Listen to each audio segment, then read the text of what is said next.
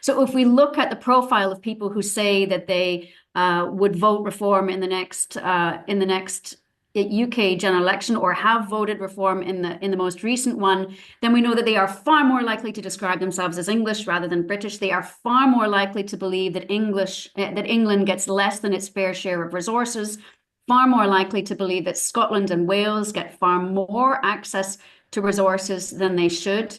We haven't quite moved on from Brexit because although reform voters are less likely to cite sorting out our relationship with the EU as one of the main problems that warrants attention, Labour voters are much more likely to mention that. They are the portion of the electorate that's much more likely to say that we haven't got Brexit right, that our relationship with the European Union is still too close.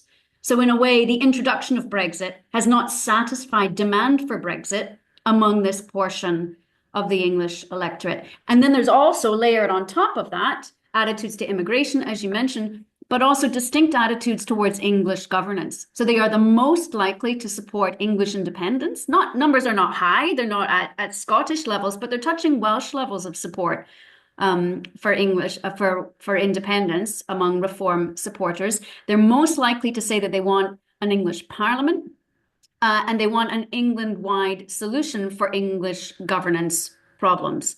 So what we have here is a portion of the electorate that feels that the union is not working well for them at the moment. They think that other people have more access to resources and influence than they have.